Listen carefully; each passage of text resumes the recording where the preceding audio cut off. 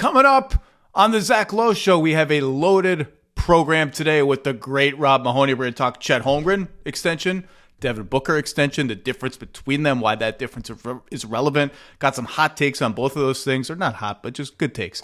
Very interesting team building decisions for both the Thunder and the Suns with lots of cap implications. And then Zach's WTF is this teams. What happened to these teams? Where are we? What's going on? What are they doing? You always get to this time of year in July and you're like, all right, let's take stock. The dust is settled. What's going on with these strange teams? We're going to hit the Bulls, the Warriors, the Heat, the Raptors, the Hornets, Pelicans. It's been enough. We're going to give you a little break. Wizards, we're going to give you a break. You're just trying to be bad. We know. Kings, too depressing. But those are going to be our WTF teams. And then the debut of Mets Corner. We're going to do a little baseball, little Queens, New York baseball with the one and only Sean Fennessey. I'm back in. I'm in just enough. I know I'm the worst kind of person. I have just enough knowledge to have really bad hot takes about the New York Mets in baseball. So we're going to share some of those on Mets Corner, which will be a recurring thing. Enjoy the Zach Lowe Show coming up.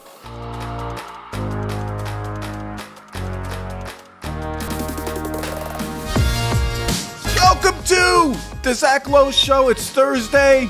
NBA offseason is slowing down. We're creeping toward a Las Vegas trip. Rob Mahoney, how are you, sir? I'm doing great. I'm ready for the desert. Bring the heat, bring the dry atmosphere. Bathe me in chapstick. I think I'm ready to go. Speaking of Vegas, so my plan for the podcast is first 45 minutes, I want to dive in to the groups for the in-season tournament that have been unveiled this week. Have you studied them? Can you name all the groups by heart? Have you started to project? Do you even remember who?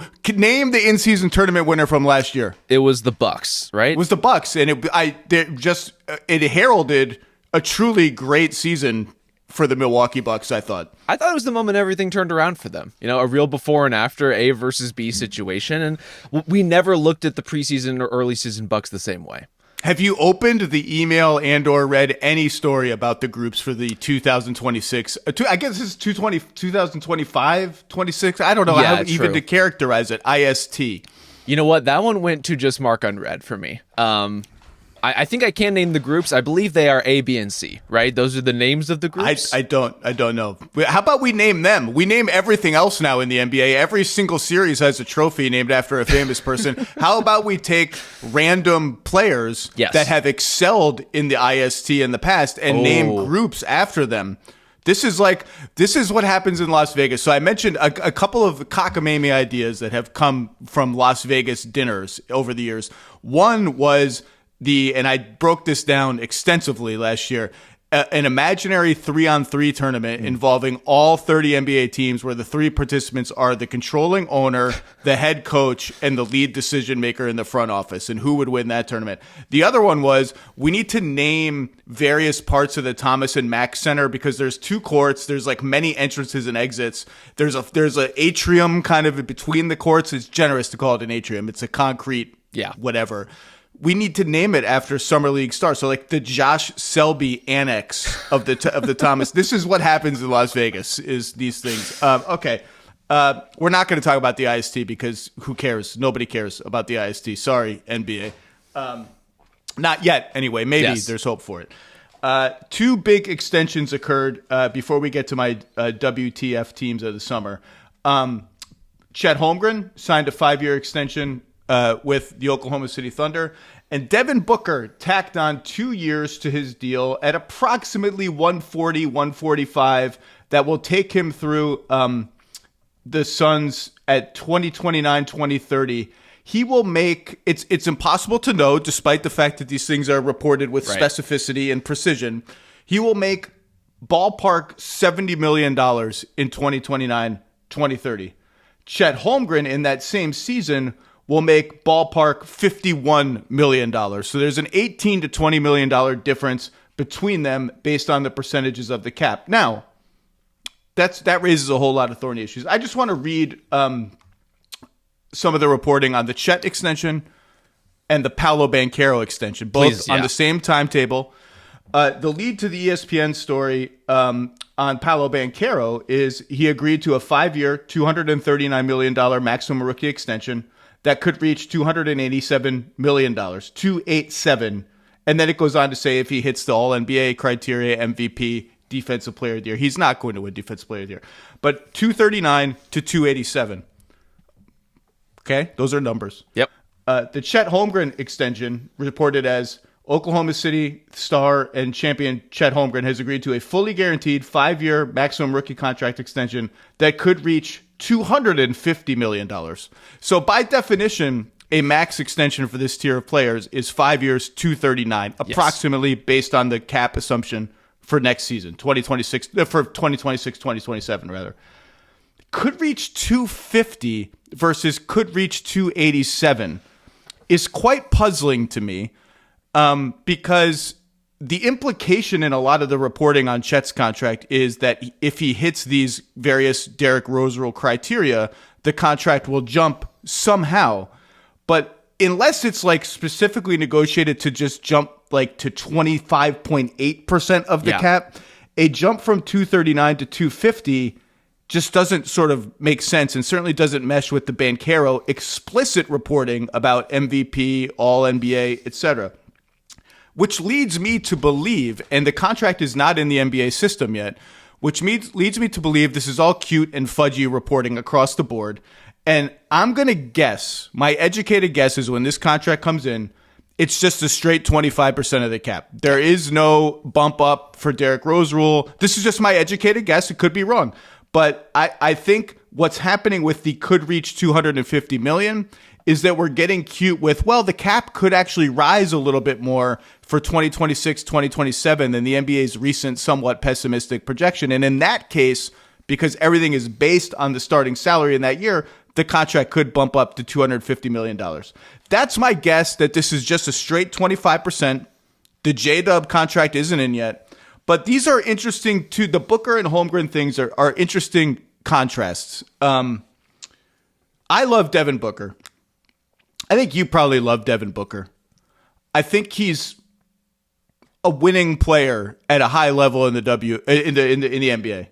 And I think those playoff runs, the deep playoff runs with Phoenix, there's something to his game that translates to the very highest level of basketball. This guy had 40-point games in the NBA Finals against an elite defense, switchable Milwaukee Bucks defense. He's also made 2 All-NBA teams and finished in the top 5 at MVP one time. He's 28 years old, will turn 29 when next season starts. This deal will carry him through his prime. He'll be 33 in the last season of the deal. So it's not going to be like he's old when this kicks in. But at 35% of the cap, he's going to be making almost $20 million more a year in those out years than Chet Holmgren will make, having signed for presumably 25% of the cap. I love Devin Booker. Wherever people have Devin Booker ranked in their Ringer 100 or whatever, I'll bet you he's 2 or 3 spots higher for me. I think he's made a lot of progress as a defensive player when there have been stakes. There have not been a lot of stakes for Phoenix in the last couple of years. And yet that contract extension came out, and we all expected it, but It came out last night, and I was like, oh, man, that's going to be 35 to 37% of the cap, depending on projections and how it rises and falls over the length of the next 6-7 years. And I'm just not sure a guy who's not a no-brainer top 10 player in the NBA is that's going to be, and you pile on top of that the fact that in those years there's going to be some amount of dead Bradley Beal money on the books, because I think the wave and stretch is going to happen next week, and I think he'll sign with the Clippers next week. I mean, that's like $85 million to $90 million of your cap for those two guys. I don't know what else you're supposed to do if you're Phoenix, because this is your franchise guy. You've publicly proclaimed he's your franchise guy. He has taken you and led you to the NBA Finals.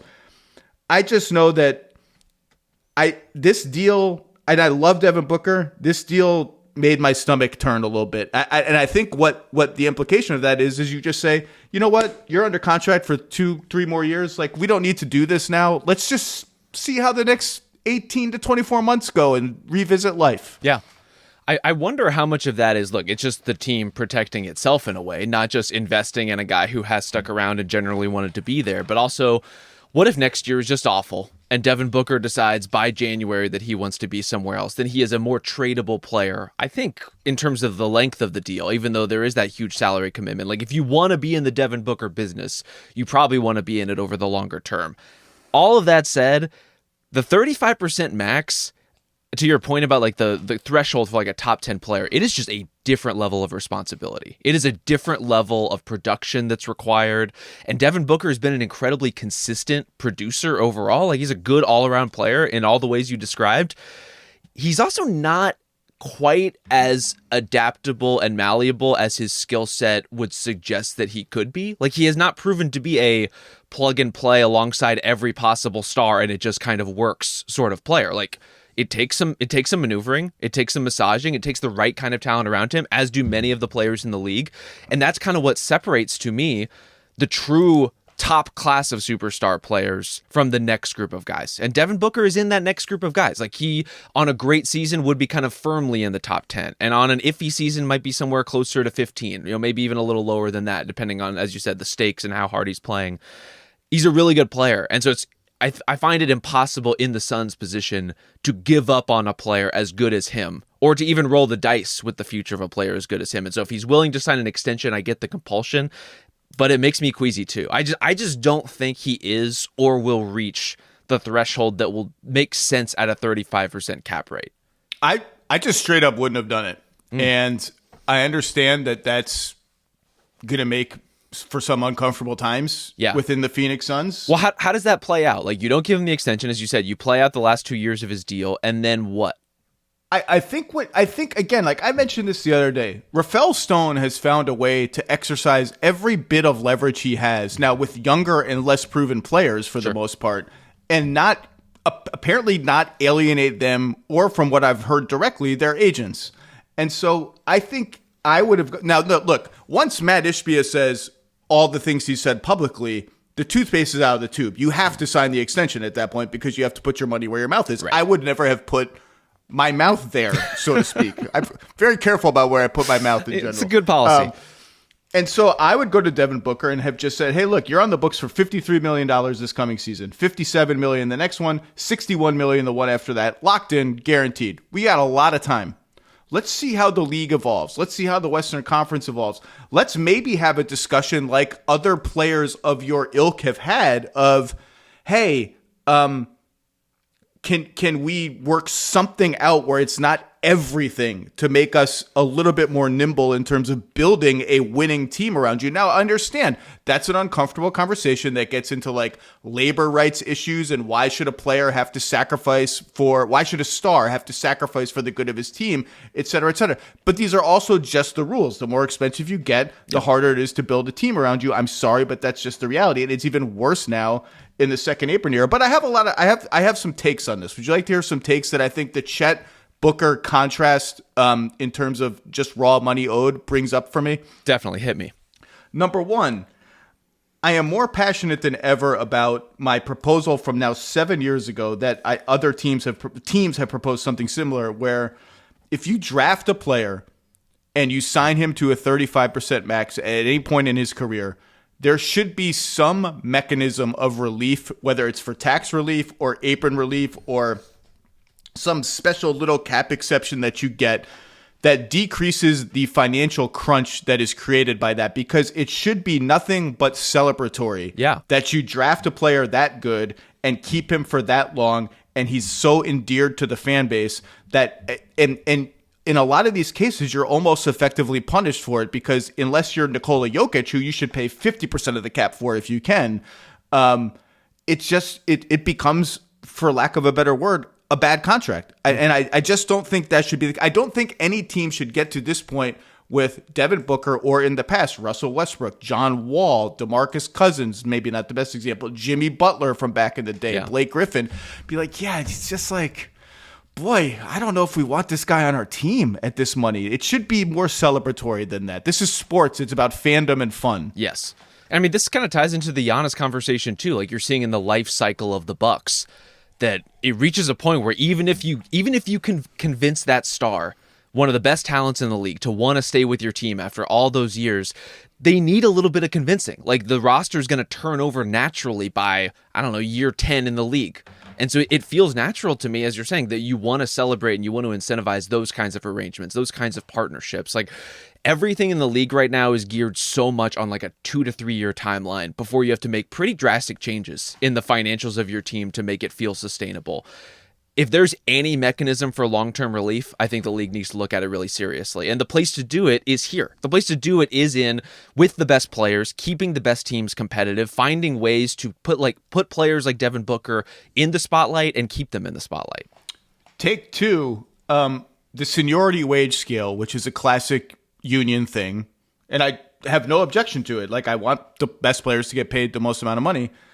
I just think Chet Holmgren, in his age 23 to 27 seasons, should be able to make as much as Devin Booker in his age 28 to 33 seasons. So I just think, and again, this opens up a can of worms for teams who will have to negotiate really hard with players who will think, well, I'm entitled to the 35% max if that's what the rules are. But I think you should be able to pay a young star as much as you get to pay an old star, because it's more likely you're going to get the best years of their production and less likely that you're going to get the downslope of their production. Now, again, that opens the door to like every guy who's a top 25 player coming off his rookie scale contract will be like 35% of the cap. Guess what? You got to negotiate. That's life. That's my take number two. I think the young guys should be able to get paid as much as the old guys right away. Well, let's talk voting demographics, because in order, like the owners are never going to push for that. That has to be a player-pushed agenda, I would think, in order for something like that to go through.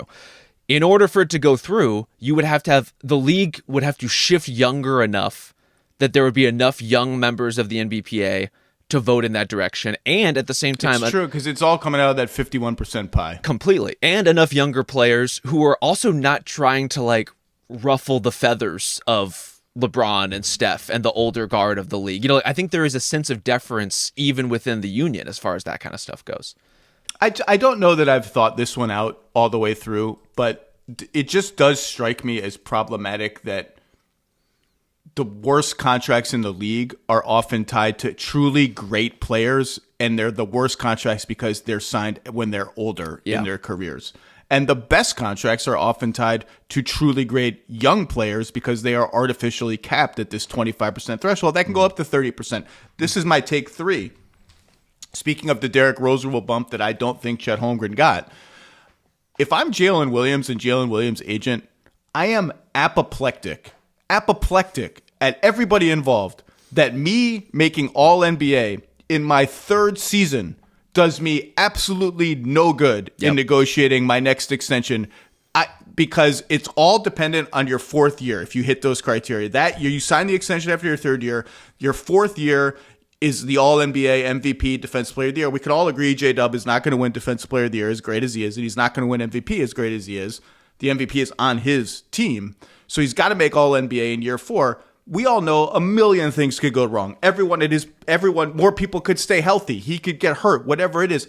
And if I'm his agent, which is Bill Duffy, and I'm any agent, I'm like, what BS that this dude already hit the criteria in his third year while we're negotiating this extension, and I just can't walk in and ask for 30%. I have to hit it again the next year. I think that's complete BS. I think if you make it in your third year, it should count. I think if you make it at any point, it should count. Like, if you've made it during your first 4 years in the league, what are we talking about? Anyway, I expect the J-Dub extension to be done in the next, I don't know how many days, weeks, whatever. It'll get done, and I'm sure this is exactly what they're negotiating about is this bump, and I think he should just get it. I think it should already be done.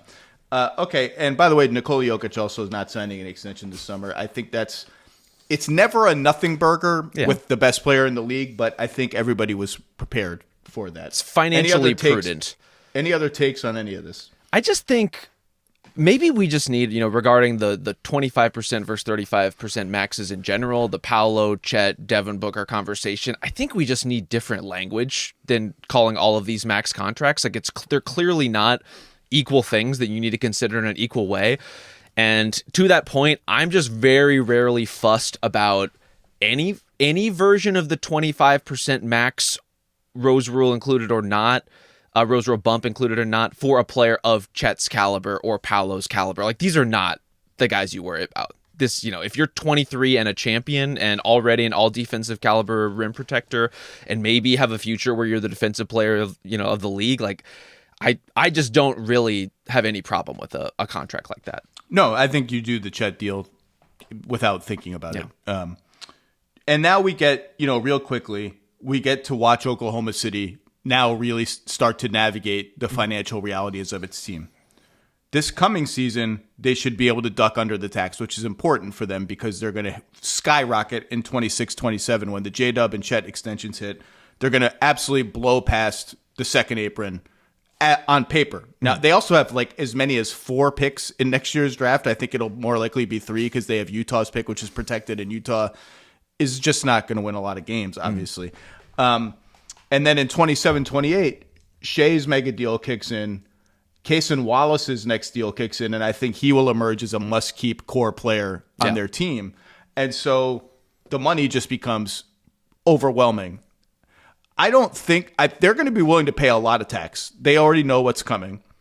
I think they are also willing to eat the frozen draft pick stuff because they just have so many draft picks that they're like, if that's a penalty, cool. Like, we don't really care.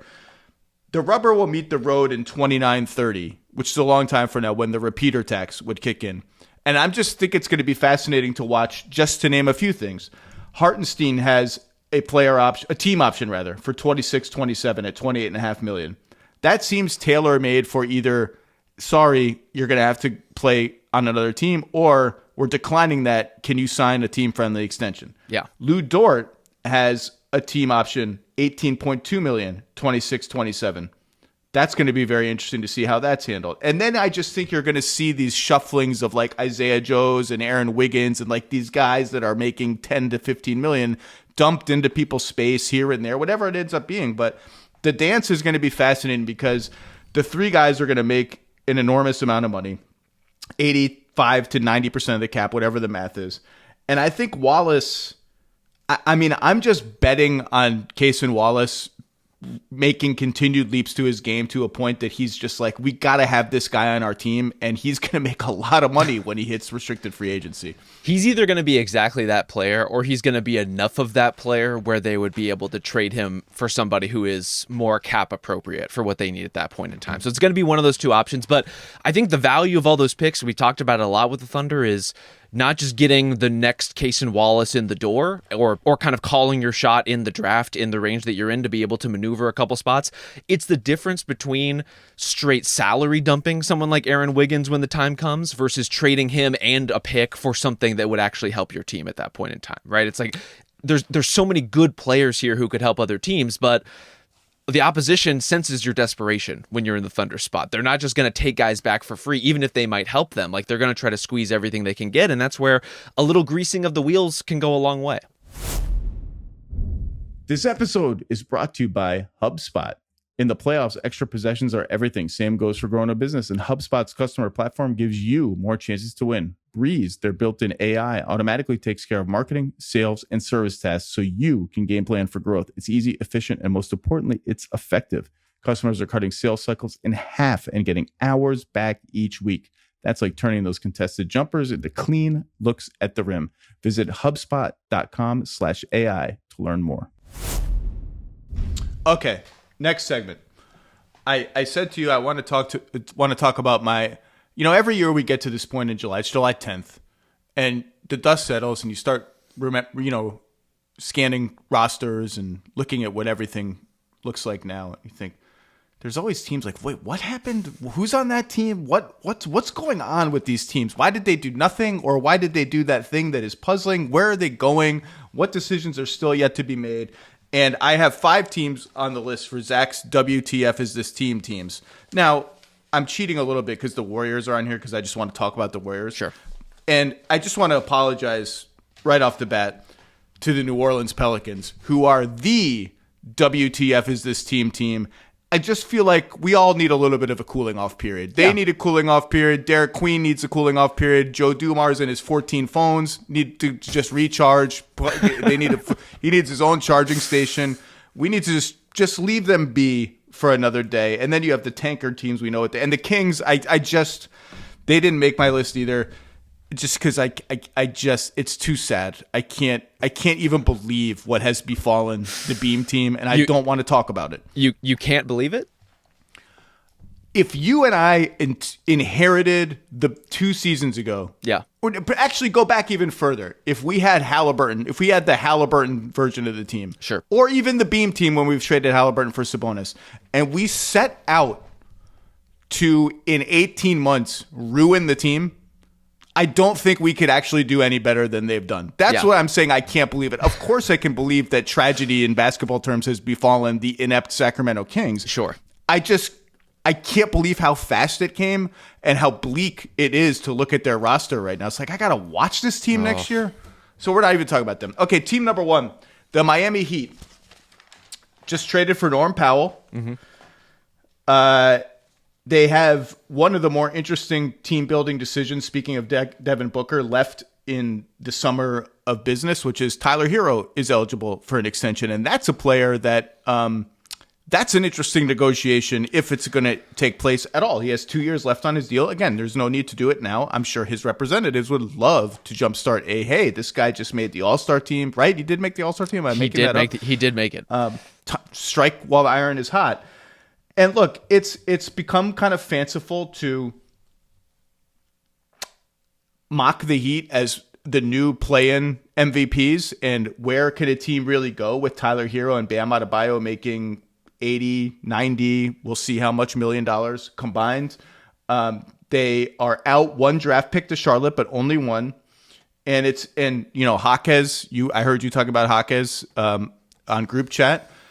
Step back last season. Jovic seems to take 2 steps forward, 1 step back every season. Jovic, rather. I'm bullish on him. Khalil Ware, like it. Yakachunas, like it.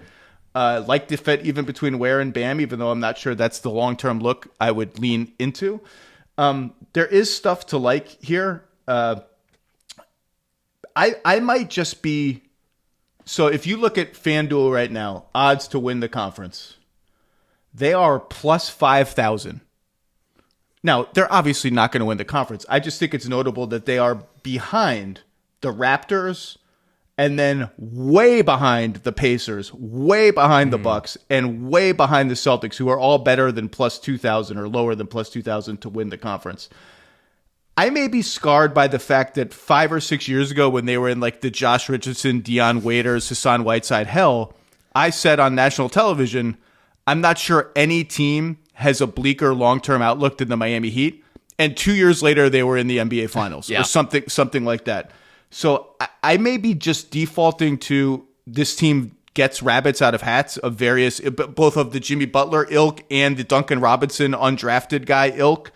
I think the Heat, even just projecting next year, are a little better than that. And a little closer to those other teams who all have over-unders in like the low to mid 40s range. And I I get the concerns about their long-term future. I don't know what the next pivot is, but is this just this hope? Am I wrong? Is this just hopeless? So here's the thing. Short term, I think it is kind of hopeless.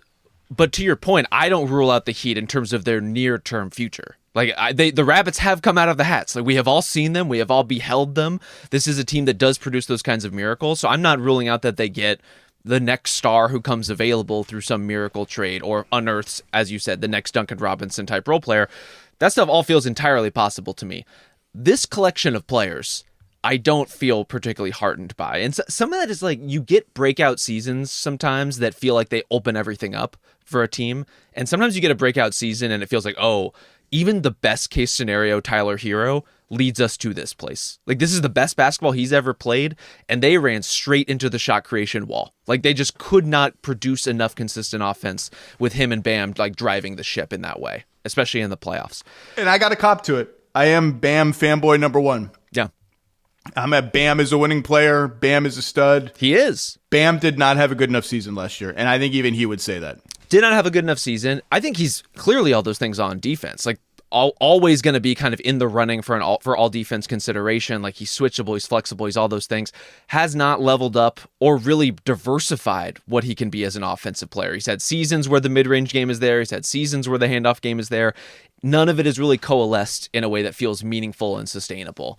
And so when you look at the kind of the bones of this team, yeah, they could make the next move for the next star.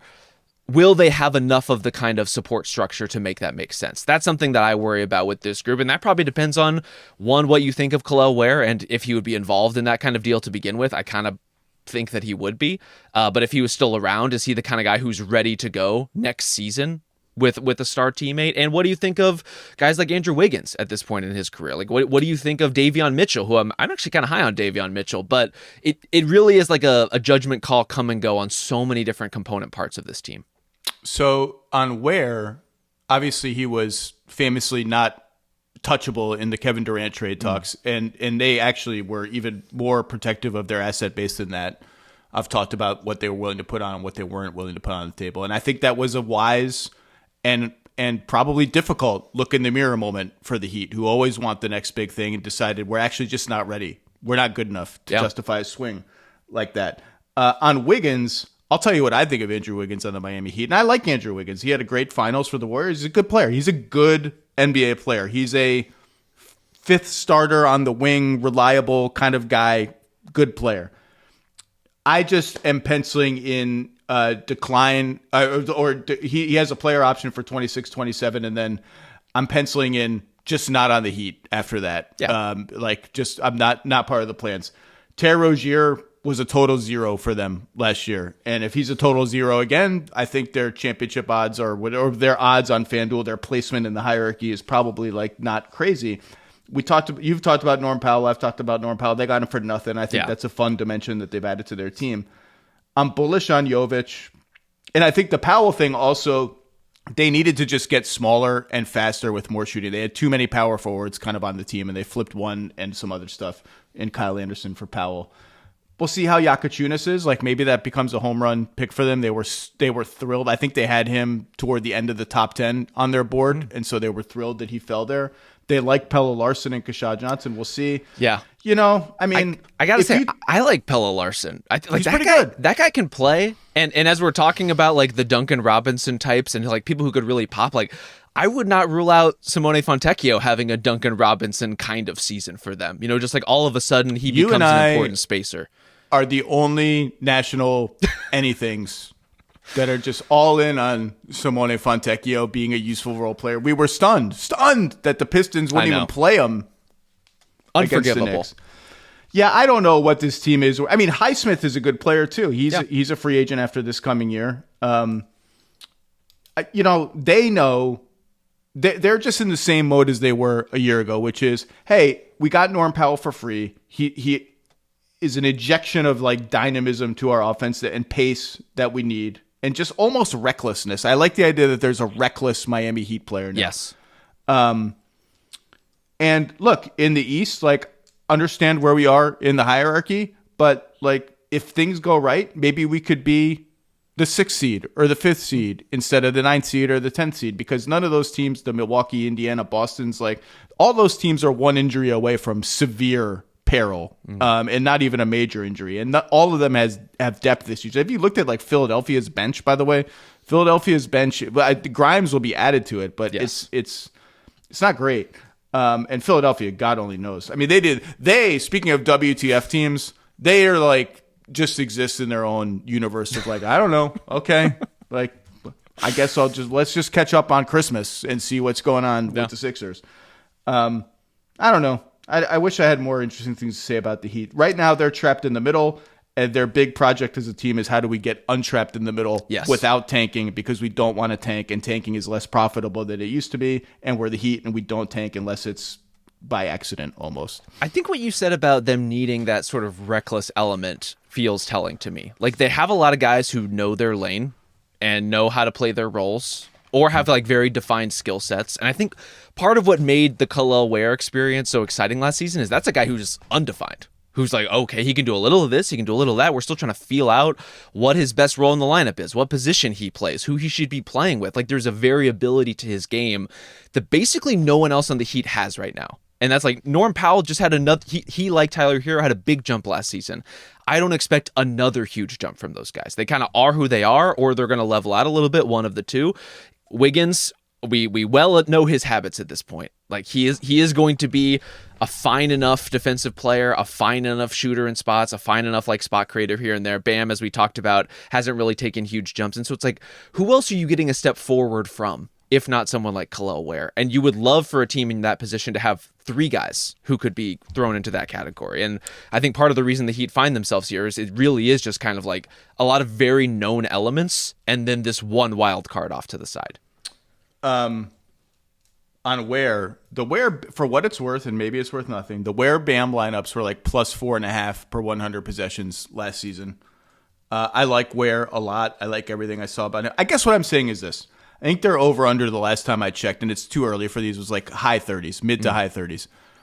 I think they're going to be better than that next year. Like it would, if they won 44 games next year, that would not be a surprise to me at all. Yeah. And that could get them in a conversation for a top 6 seed in the Eastern Conference. And then beyond that, we'll see. Okay, next team. The Golden State Warriors have done essentially nothing except watch Kevon Looney, a heart and soul player for them, move to the New Orleans Pelicans. I think, all the reporting is that Al Horford is going to be there, and something is delaying it. I don't know what that is. I expect him to be there. Maybe Mark Stein reported D'Anthony Melton. They're in that derby to the degree that there's a derby to be in. I think there should be. That sounds pretty thrilling. If he can stay healthy, he's a very good player. He's had back injuries, then he had the knee injury last year. And so here's my thing with the Warriors. This is very big picture zooming out. Present day. Explain to me why I feel we'll get to the future later. Present day, this team had a bananas record with Jimmy Butler and Steph Curry. I don't remember what it was. It was like crazy, 25-5 or something like that. They win against a very tough and good Houston team in the first round, despite Jimmy Butler missing one game and most of another game with a rear end injury. And then Steph gets hurt in game 1 of the Minnesota series, and they're dead on arrival. So given that background and the clear, although somewhat brief, track record of success that they have, why am I just feeling like, is that the best it's ever going to be for this version of the Warriors? Like, why do I not feel awesome about the Warriors with Jimmy Butler and Draymond and Steph? And like, they'll add Horford. I bet they start Horford too, because I think they want to start bigger and not burden both Draymond and their wings with the we're playing small ball all the time thing. Why do I not feel great? Just isolating next year. Right. I think there's 2 things. One, this was a team that needed to make some moves to begin with to just get like bodies in the door. And so for there to be no official moves on the books yet, even if we're all penciling in Horford, feels a little tenuous in a way that I don't love, particularly in a Western Conference where the threshold for contending has gone up. Like OKC is going to be better. Houston is leveling up. Denver is patching up holes in its rotation. Minnesota's right there, back-to-back Western Conference Finals. So the most basic reason for my pessimism is too strong a word, is exactly what you just said about the incumbent, whatever you want to classify the 4 best teams in the West. Like those 4 teams, 3 of them being better and Minnesota being largely intact. But even just separating that, I still feel somewhat worried. So explain why that might be to me, because my brain is having trouble. The other part of that, to me, what I'm getting stuck on is I fully believe, because we have just seen it, that the Warriors with Jimmy are capable of that kind of end-season sprint. They know they have this many games until the end of the year after getting Jimmy. They have to push hard for the finish line to try to secure playoff seeding as best they can and then play the playoffs. We know they can do that. Who are the players on this roster who are going to make Steph and Jimmy's job easier for 82 games? And kind of offshoot question, who does Steve Kerr trust to do that? Because this is kind of like the constant push and pull with Brandon Pajemski, a guy who, by role, probably could do more than any other player on the Warriors roster based on what he's asked to do. The problem is when he does do more, he tends to drive Steve Kerr insane. And so like how they navigate stuff like that, I don't know how you get through 82 with this group. And that's why I was really hoping, D'Anthony Melton, I really love D'Anthony Melton, but you laid out his injury concerns are very real. The Warriors have experienced it themselves. He's not the guy you bring in expecting him to play big minutes over the course of a season. Like, who are the guys who are helping Steph and Jimmy save their legs? Who are the guys helping them to get to the finish line? Because we know if they can get there, they're going to be competitive with some of the best teams in the league. They have all the savvy, they have the skill, they have the balance. but this is maybe a team of too many 16-game players and not enough 82-game players. And given that, I mean, the core is like ancient. If Al Horford, Jimmy Butler, Draymond Green, and Steph Curry are 4 of your starting 5 and 4 of the 6 most important players on the team, you have now become an ancient basketball team. And ancient basketball teams don't tend to excel over 82 games, which means you're going to be entering the playoffs, I mean, as either a play-in team or a road team in the first round of the playoffs, or both. Yeah.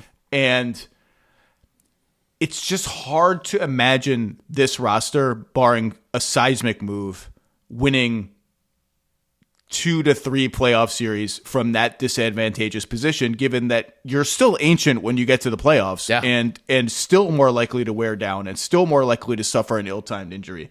I love Podziemski.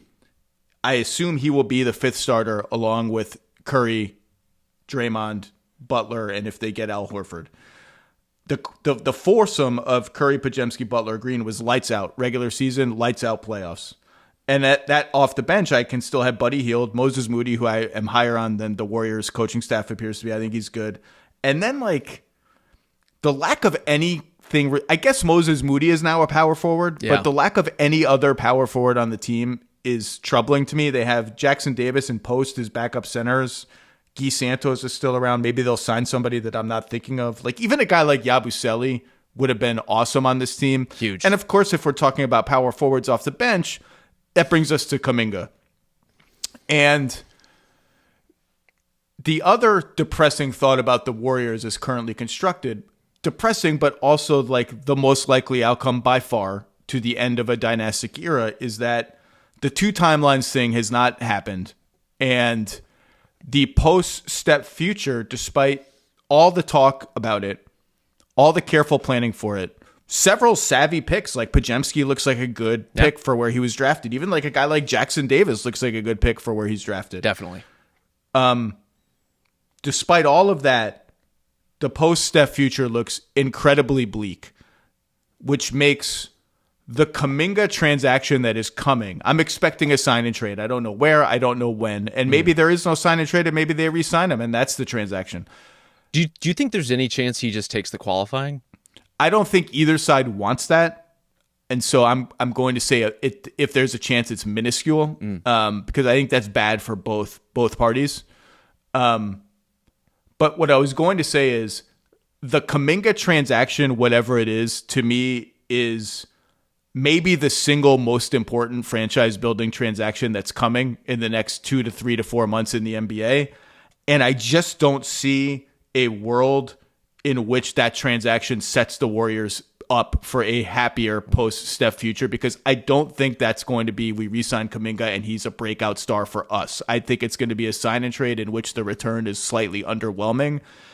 And it's just, you go back and we don't need to relitigate the Wiseman pick and all the, the trades that they didn't make, and they end up making the Butler trade. Like I wrote this when they lost to the Kings in the play-in, like the most likely scenario by far, when Durant left and Steph got hurt and Clay got hurt and they had this like interregnum of mediocrity to being bad, was even if the 2 timelines plan is mildly successful, the young guys will not be ready in time for the old guys. And then the young guys will not be good enough as a group to be the nucleus of the next championship team, because that's hard to do. And it's particularly hard to do when you have the number 2 pick and it ends up being a total bust. And then the most likely scenario was at some point, whether it ends up being Jimmy Butler, but it could have been Siakam or Anunoby or all these other guys that they were rumored for, you cash in and you get a guy that allows you to compete with pride through the end of the Steph era. And I wrote this and I've said it, there's honor in being a good Western Conference team with very little championship equity. There's honor in winning 48 games in the West, winning a playoff series, and bowing out in the next round. That is a fine way for Steph to go out raging against the dying of the light over the next 2 or 3 years. But I just don't see any championship ceiling here right now, and the future would frankly scare me. It would take so many things breaking right, starting with a great return on a Kuminga sign and trade, which I I don't know why we would believe that would be coming, given the market, and frankly, given the market for sign and trades this summer. Like, what is it that the Wolves got back for Nickeil Alexander-Walker? It was like a second-round pick and a trade exception, basically, is the net from that. I think there's an argument that even though his ceiling isn't high, Nickeil Alexander-Walker is in some ways a better winning playoff performer right now than Jonathan Kuminga is. I don't think that's even arguable, and I'm the captain of like Kuminga is good, and you and I are kind of hard opposites on Kuminga. I'm just endlessly intrigued. I'm intrigued. I just wish I had more to ride on. I wish I had more to believe in, and he hasn't really given us that over time. But yeah, I think if they don't get anything substantial back for him, why they would expect to be in the Western Conference Finals other than Steph Curry is Magic incarnate, I wouldn't really see the logic in it. Oh, it's depressing. All right, team 3, unless I don't remember it. I already threw my Golden State notes on the floor, so goodbye, Golden State. Good luck, Steve Kerr and Mike Dunleavy Jr. Look, they're going to be good. Like, they're going to be a very good team. I don't mean to dispute. Like, their record with Butler was a real thing. They right now on FanDuel have, I think, 7th best odds to win the West. But, like, that means you're a really good team. Yes. Like, the West is just that good. Okay, we're going to switch conferences and switch to a far more depressing situation. I listened to Bill and Ryan discuss their bleakest team outlooks in each conference. And when Bill selected the Chicago Bulls as his bleakest Eastern Conference outlook, Ryan was shocked. Maybe a little. I was surprised. I was nodding along in agreement because I just don't think the national media has adequately internalized how strange this situation is in Chicago. And Bill nailed it. And let's just review. Let's do a roster reset, okay? I would Let's love start that. there. A couple of things. Vooch is a free agent after this season, still on the team. Kobe White's a free agent after this coming season and will not sign an extension because it makes no sense for him. The same may be true of Ayo Dosunmu. And so here is the starting 5. White, Josh Giddey, negotiations ongoing and maybe ongoing for a bit. Somebody at the 3, a person out of a group that includes Kevin Huerter, Patrick Williams, Isaac Okoro, Julian Phillips, Dale and Terry, Esenge, they just drafted. Who knows what he's going to be. Buzelis. The only reason for hope here is Buzelis. He's very That's good. it. And then Vooch. And then the bench is basically all those guys I mentioned, plus Dosunmu and Jalen Smith. And wow, how fitting that Jalen Smith is on the roster because they have him and they have Patrick Williams, both of whom were picked over Tyrese Halliburton. And honestly, it's kind of a crime they haven't signed Killian Hayes to just round out the bad top 10 whatever picks from that draft. And I look at this team, they have paths to cap room, easy paths to cap room. Sure. In all of the next future summers. I like Kobe White a lot. Giddey we'll get to. I'm actually like super intrigued by what Buzelis looks like with more opportunities on the ball. I spent part of my July 4th watching Buzelis drives and pick and rolls and like on ball basketball, and I came away Zach. more intrigued by him. And I hope they give him more opportunities with the ball next season. I just look at this and I'm like, what am I banking on as a Bulls fan other than we finally tank by accident and the lottery gods are finally kind to us and we get something like we got with Derrick Rose? Because I look at this team and I'm like, unless Buzelis is a star, and that's in the universe of possibilities to begin with. But even I just, as much as I liked watching Buzelis and diving into his tape, I just don't think like the ceiling of Matas Buzelis, like that you get the 100th percentile outcome, I don't think is like a first team All NBA player. Right. Maybe not even a second team All NBA player. They have all their picks. They have a Portland pick coming in. I just don't know where this is leading, and I don't have any faith in this front office and, more importantly, this ownership group to find a creative solution to lead it anywhere interesting. I mean, thank goodness that the player that they're potentially investing in is Josh Giddey, one of the biggest quagmires in the league in terms of talent and playmaking and limitations. Like, there are no answers. There's certainly no easy answers. But I think the only through lines do go through Buzelis being really, really good, And maybe you mentioned like they have that path to cap space. Like maybe there is an upcoming market in being the one team with cap space where somebody is banking on being a free agent. But if you were that somebody, why would you sign up to play for the Chicago Bulls? And I say that not just looking at the roster, but looking at the recent history of that management, of believing that this is a group that could shepherd the next like winning Chicago Bulls team, like sustainably winning Chicago Bulls team. I do not believe it.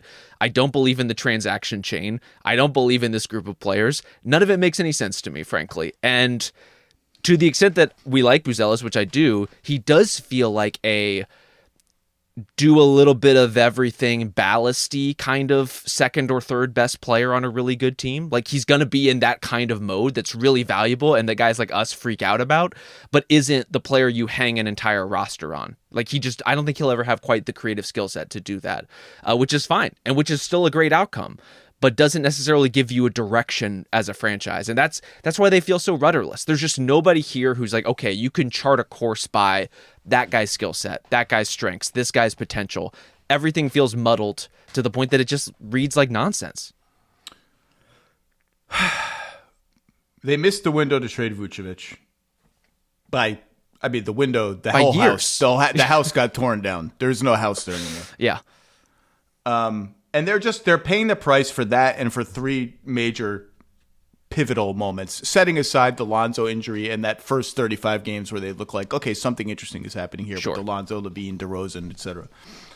The Williams draft pick, it's just, if it's not over, it's very close to over. And it's not going to work or hasn't worked. And the initial Vooch trade, which cost you the pick that ends up being Franz Wagner, was a bad trade then and is worse.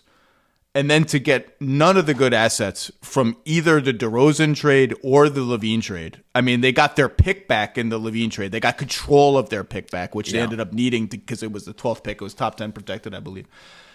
It's just like it's just that those are four crippling moments of indecision / poor decision / whatever you want to say. And now, I mean, I like Buzelis. He's got a little more juice on the ball, a little more creativity on the ball than I recalled from watching his rookie season when I dove in.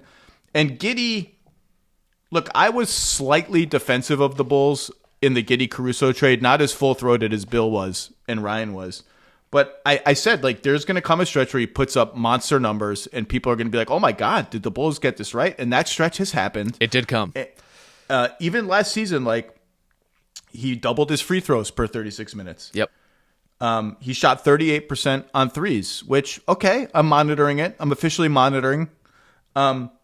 He made, now this is the caveat to the 38% on threes.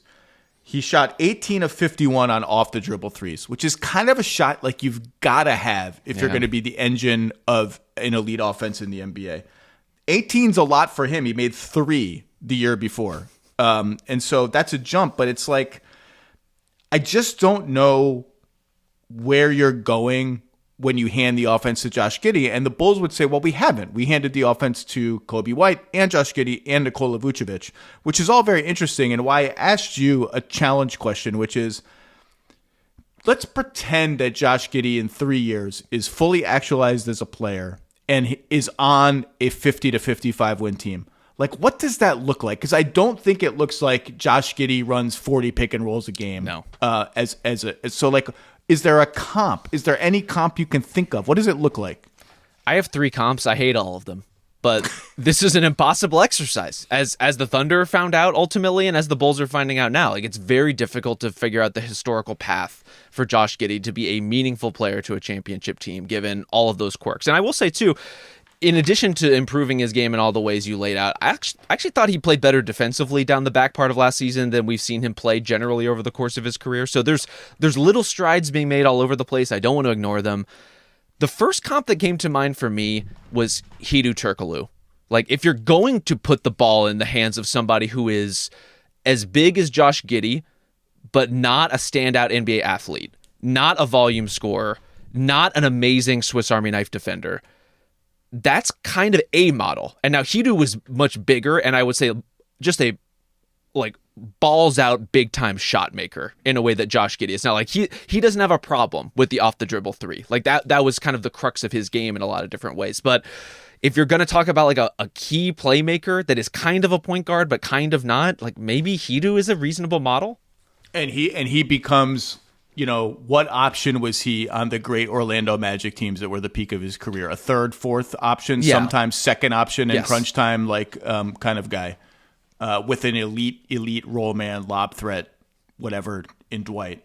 That's a good name. I honestly did you have others? Because I couldn't think of any. The others I have a couple of candidates that don't fit at all, but they're interesting. Lamar Odom, much bigger, much more of a forward profile, but gets you to what feels like a rational endpoint for Josh Giddey, which is sixth man playing starter-ish minutes.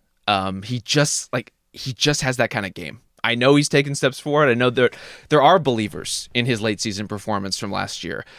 I don't know that he's ever going to be able to actually drive that kind of winning high level offense. And so then if he's your secondary creator off the bench or your tertiary creator off the bench, things start making sense. So here's the bottom line. If you're if non-shooter is too strong of a word because all these guys are great shooters. If you're a shooter, if you're a tepid shooter, and your number one skill is having the ball, and you're tepid to the point that people will invite you to shoot. They'll go under screens. They'll do all those things. You've got to be really, really great at a lot of other things to be the number one guy on a championship level team. You've got to be a great finisher at the rim, which he is not and never has been. You have to be a very good defensive player. He's been the opposite of that, other than rebounding. He just doesn't do those two things well enough to carry that kind of burden. So here are some names I thought of. Mm-hmm. He's nothing like this player, not nearly as good as this player, and not likely to become as good as this player. But I'm just thinking in terms of hybrid, on-ball, off-ball, versatility, clear third option on a great team. Whatever the Josh Giddey version of being Derek White looks like, again, Derek White's an all NBA level defender. Josh Giddey's not a top 200 defender in the NBA. So, but the point is he's going to have the ball some, but he's going to have to learn how to be effective off the ball. And in Derek White, the other name I thought of is this is a leading question because I know some of the answers, but why can't Josh Giddey be more like Franz Wagner? I think one of them is something that's one of the hardest things to teach or to improve, which is an innate sense of seeking physicality, seeking contact. Franz Wagner is a downhill, elbow in your teeth kind of driver. Physicality was the number one answer I was going to throw. Yeah, I think Josh Giddey, for as much as he's improved kind of driving on little in-between shots and trying to get to the rim and trying to draw fouls, it's just going against the grain of his game in so many ways. And maybe he improves gradually over time, but I don't think he's ever going to have the full Franz experience. I got nothing more to say about the Bulls. Do you like it? All those wings I named, the random backup wings, Okoro, Williams, Terry, Phillips, have any of them done anything to you? Dalen Terry and Julian Phillips are the ultimate, what did they do? I wish I knew a little bit more about what they did at this stage. One's a first round pick, one's an early second round pick, I believe. I wish I knew a little bit more about what exactly do you do here for us? Julian Phillips will occasionally have a Bill style, this guy just does stuff game, where he's just all over the place. You can feel the energy, but is the energy productive? I haven't really seen it on any consistent basis. I do like Ayo Dosunmu, and he's a guy who's kind of plugged in as a 3-guard option for them sometimes. Obviously, is a good energy defender, but doesn't chart as being as a much improved player over the longer term. I think this is kind of going to be who he is, unfortunately. I thought the Isaac Okoro trade, and we talked about this on group chat, was inexcusable. I don't see the merits of it at all. Even with Lonzo's injury history, the idea of trading somebody who actually means something to your team when he's on the floor in Lonzo and changes the way you play in a meaningful capacity toward a player who just can't even consistently stay on the floor for the Cavs, despite the fact that he learned how to shoot corner threes, despite the fact that he's a fine enough defender. Isaac Okoro is not the answer to what ails the Bulls. At least the Cubs are good. Also good this year, the first place Toronto Blue Jays, which brings me to our next WTF team, the Toronto Raptors, who are very expensive, tax expensive, insane expensive. And I just have no earthly idea what this team looks like on the court. None. I think they're actually going to start their 5 highest paid players. Emmanuel Quickley, RJ Barrett, Brandon Ingram on the Raptors, for those who forgot. He plays for the Toronto Raptors. Yeah. Well, he will play. Scotty Barnes. I remain, as I think you are, on the bullish side of Scotty Barnes. Agreed.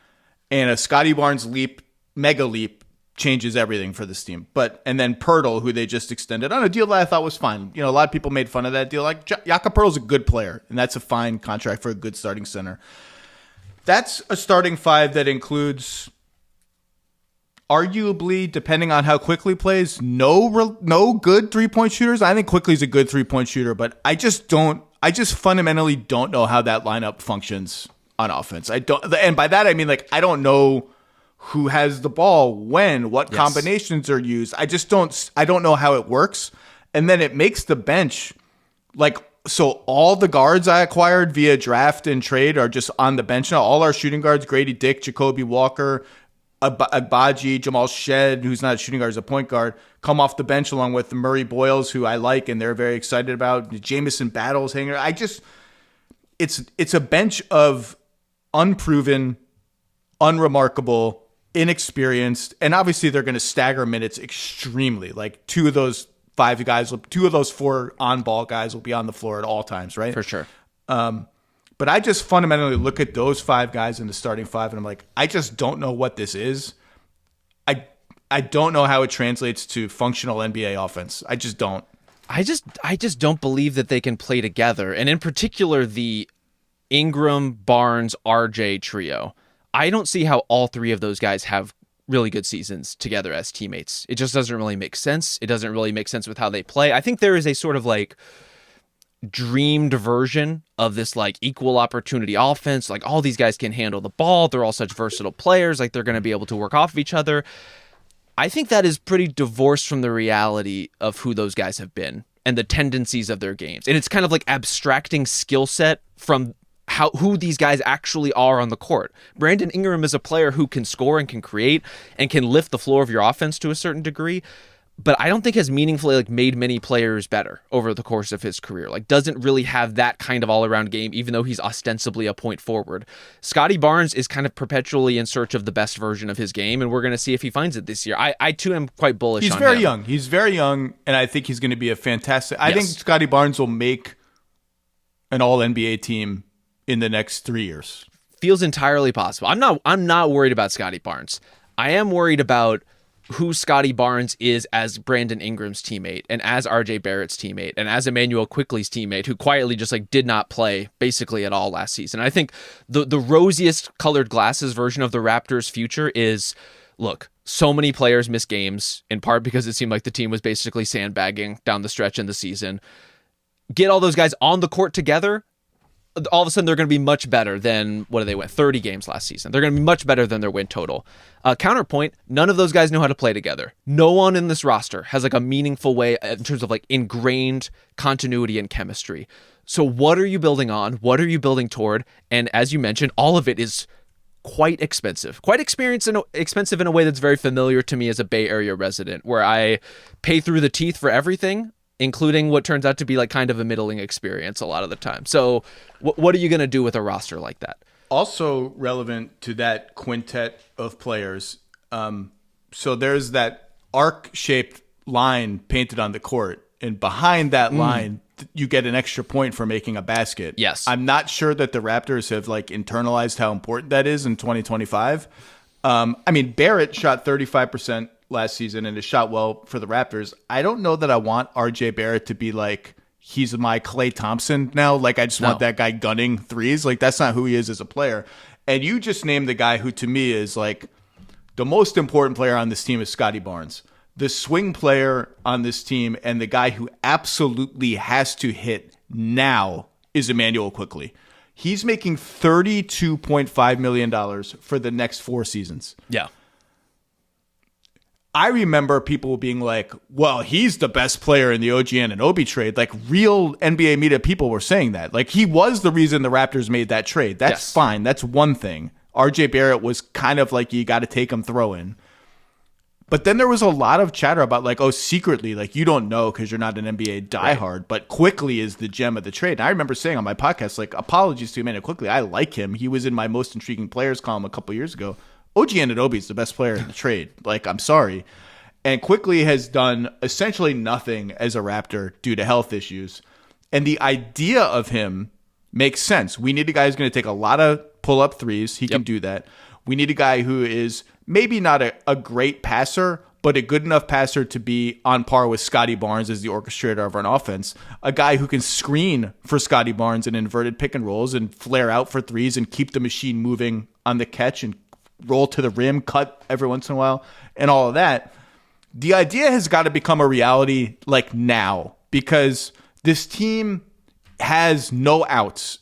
Now, they have the outs in terms of like they have all their picks and they owe no picks, so they can throw a million picks and swaps into a trade for Giannis or whatever fantasy idea you want to come up with down the line.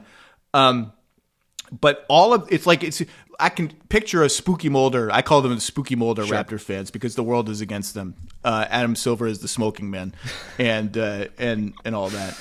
I can see them saying, "Well, Rob, you're naming all these players, but like we could easily trade these guys. They're all tradable." And I'm like, okay, we live in a world now. We just saw good $20 to $30 million players given away for next to nothing.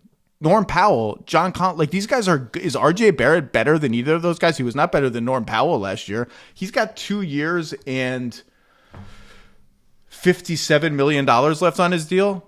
Okay, like good luck. I don't know what that's getting you. Brandon Ingram has 38, 40, $41 million player option, $42 million player. I like Brandon Ingram. I'm a little more bullish than you are in Brandon Ingram, but like I don't like that's not a plus tradable contract right now.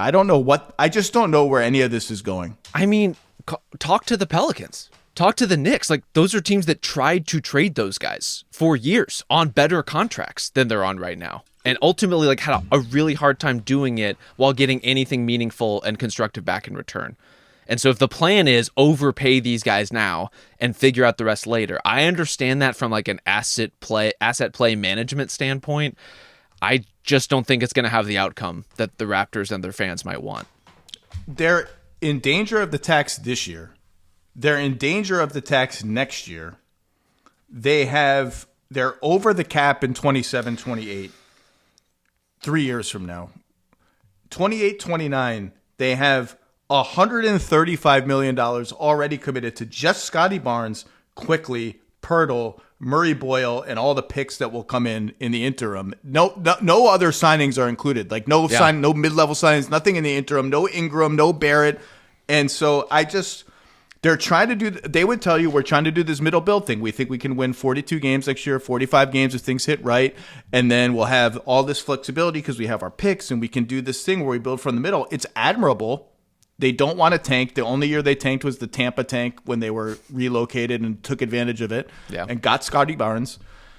It's going to be a haul. And I just fundamentally, I'm like, I just don't think that 5-man starting five is going to be a functional NBA offense. It could be good. It could be a good, decent defense. Yes. I just don't know that that's a roadmap to anywhere interesting right now. Well, I mean, that's one more variable to hang on the board is I think a lot of the premise of this group hangs on the idea of, they're going to be able to replicate some of their defensive success from the back part of last season. I mean, we'll see. Like, that's a historically fluky part of the calendar. That's my favorite Spooky Mulder take of all Raptors takes is like, you didn't pay attention. We were the 9th-ranked defense in the last 20 games. You mean when none of your guys were playing? Like, when literally none of your core players were playing regularly at all. You were a top 10 defense for 15 games. Awesome. I'm going to pencil them in neck and neck with the Thunder next year for best defense in the NBA. Let's pencil it in. Okay, last one. They may not qualify for this because I just don't think they're going to be good enough, and they're closer to just the tanktastic group in the East. I just like to talk about the Charlotte Hornets, who have like 14 guys under guaranteed contracts before you get to Moussa Diabate, who, by the way, might be their starting center next season. And they've obviously have done quite well on the fringes under this new ownership group. They have 4 extra first-round picks coming to them in the next 5 years. Some of them are good, some of them are eh. They should be pretty nimble cap-wise. You just look at this team, and it's like, what a strange conglomerate of players. So here's their starting 5 next year. Here's all I know for sure. LaMelo Ball. Are they all guards? They might be all guards or power forwards. LaMelo Ball, Brandon Miller, Miles Bridges. Those are the 3. The other 2 spots, I don't know. Yeah. Who's the wing between LaMelo and Brandon Miller or next to Brandon Miller? Could be Colin Sexton on the team. Could be Josh Green on the team. Could be Trey Mann re-signed on an $8 million contract. Don't think that would be the thing, the answer. Could be Con Knippel, rookie. Like Con Knippel just fine. Could be Josh Okogie. He's got a non-guaranteed contract. He might have to be a cap casualty. No clue who it's going to be. Pat Connaughton on the team, I always do that. Pat Connaughton on the team. Not sure how long that's going to last either. Liam McNeely. I don't know. Whatever. Who's going to be the 5? This is the most depressing center situation that I can remember. And if I'm LaMelo Ball, I'm like, I understand Mark Williams has some health issues. You clearly telegraphed to the whole league you can't wait to get rid of him before we got to pay him. Yeah. Who am I throwing lobs to next year? Who am I passing to? Like Diabate, Mason Plumlee. I will say they like this guy Kalkbrenner that they got in the second round, who was a multi-time, I think, defensive player of the year, whatever conference he was in. Okay, like, is he going to start now? Like, that's your 15th guaranteed contract, I guess, so we're already full. Are we going to play how does Salon fit into this? How does McNeely fit into this? How does Grant Williams fit into this? Are we going to play super small ball with all those guys on the court? It's a strange team, and really it just comes down to LaMelo Ball and Brandon Miller. Yep.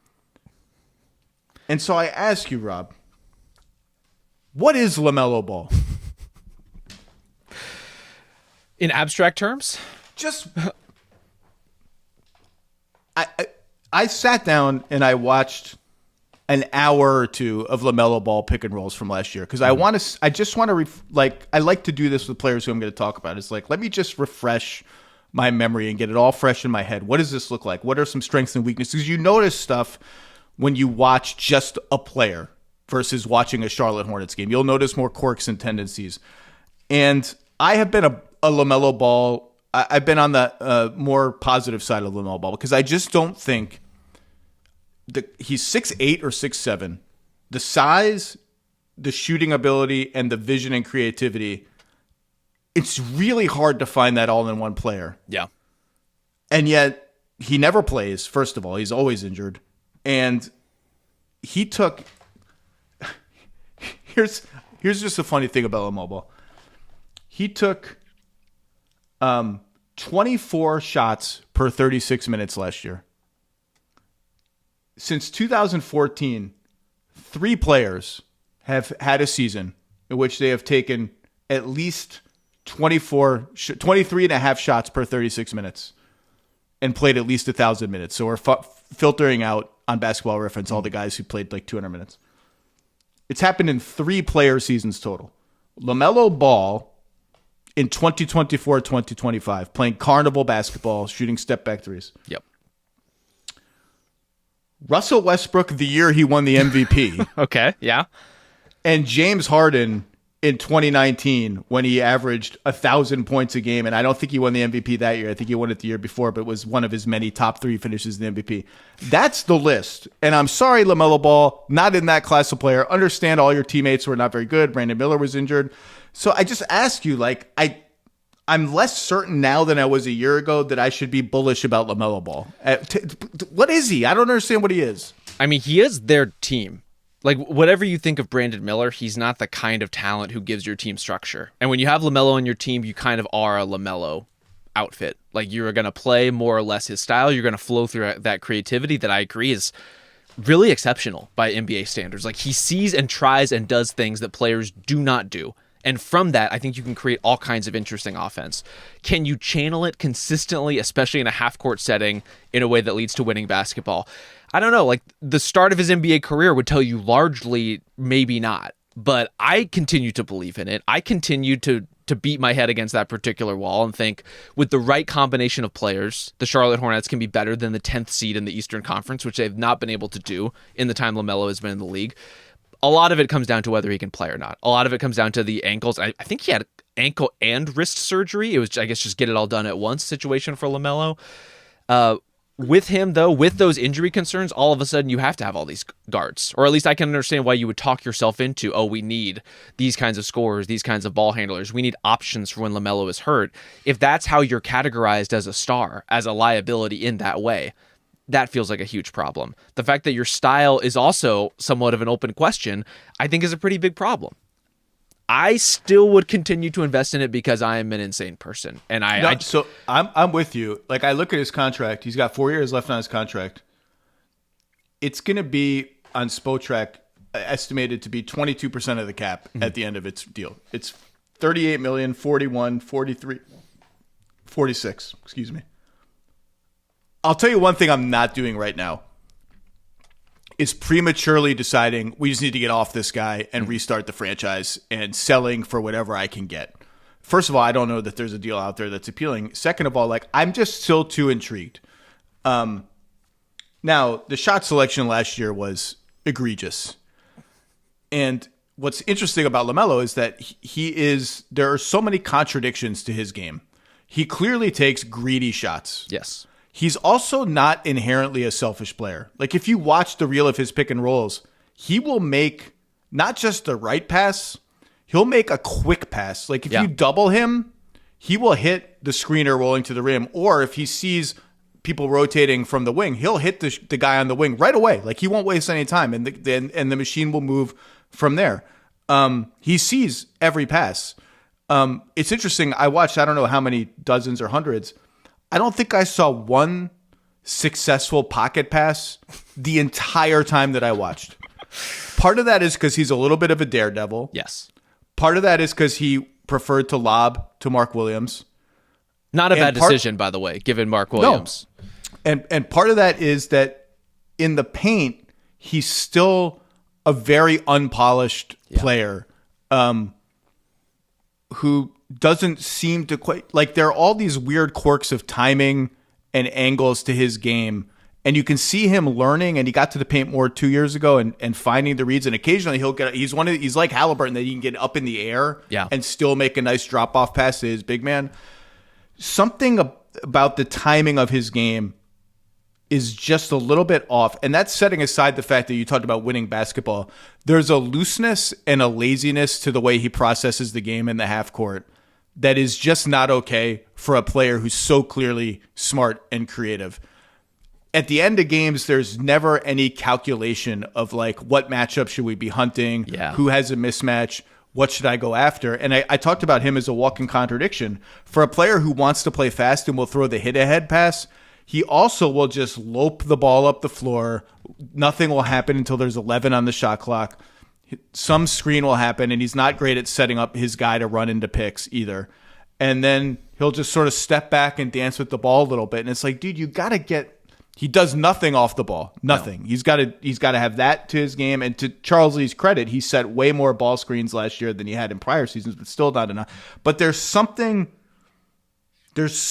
here. Yeah. And it's just hasn't clicked yet. It's a strange watch. I'll tell you, if you watch 200 LaMelo pick and rolls, it's like, this is a strange player. There's something just like so avant-garde to all that, to all those contradictions, to the fact that, like, he really does run almost entirely on vibes. And you would love more intention to that. I think the contrast with Tyrese Halliburton is so fascinating because you're right. They both do hit ahead in a kind of similar way. They both can be, like, really good rebounders. I think LaMelo's rebounding is a super underrated part of his game, to be honest, in the way that accelerates the break. But good point.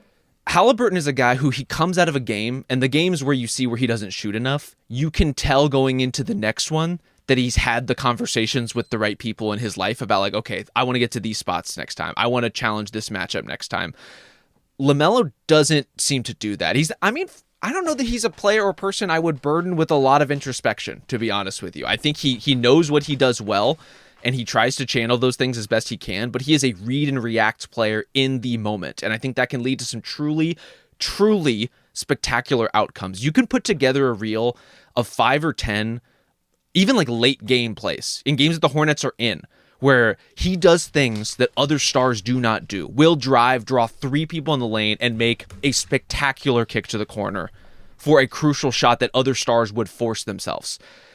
The combination of his genuine want to set up other people and also genuine want to just like try flashy shit for the sake of it is some of the most watchable basketball in the league, some of the most chaotic basketball in the league. And I wouldn't want to live and die with like my job riding on his success, but as someone who just has to watch and try to guess at what he's going to do, I enjoy this part of it. And I do think eventually he's going to get somewhere. Their play-by-play guy, Eric Collins, who I'm sure we both love, it has something between like a panic attack and seeing God and speaking in tongues like 4 times a game watching LaMelo.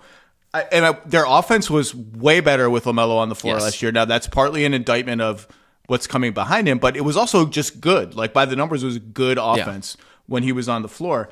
I'll just say this. There's been a lot, like, obviously they're rebuilding, and they picked high again in the draft this year after picking Brandon Miller a couple years ago, etc. Nick Smith Jr., by the way, still on the team. I don't know. Neither here nor there. He was like 3rd on the team in total minutes last year or something like that. There's just a lot of guys on the team, none of whom are good centers. I will say Diabate as a league pass experience. Effort. I really appreciate it. I really enjoy watching him. Should not be starting NBA basketball he should games. not. So they're rebuilding. They have all these extra draft assets. And we've spent a lot of time. There's been a lot of like, would they ever get off LaMelo to go into like a deeper rebuild?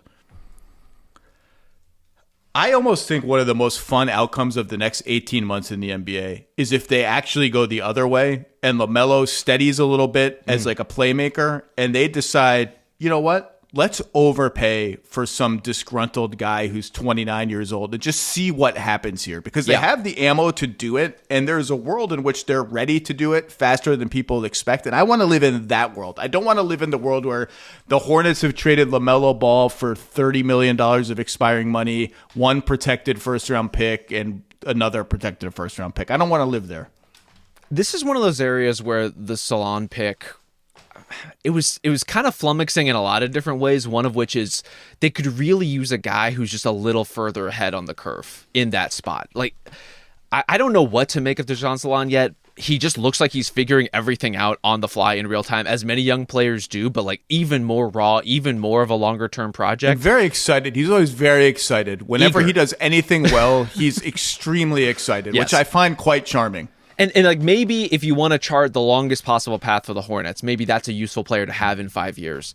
If you want a player who's going to be good in the next 2 to 3, I don't know what he's going to be. And maybe he's someone who could be enticing to one of these teams you're talking about, to where you overpay and he's involved and he can be a part of a rebuild somewhere else that makes sense. And you get the Hornets version of a Pascal Siakam, right? Like a stabilizing kind of half-court player who can fit everything you do and run the way that you run, but also gives you this other dimension. And I think if you can get that guy and Brandon Miller becomes some version of that guy and is a little steadier, pulling up off the dribble, pays off on the defensive potential that he's already shown, like there's the bones of something. It's just like, I don't know if it's enough bones to make up a whole skeleton or if it's going to be some mutant like abomination.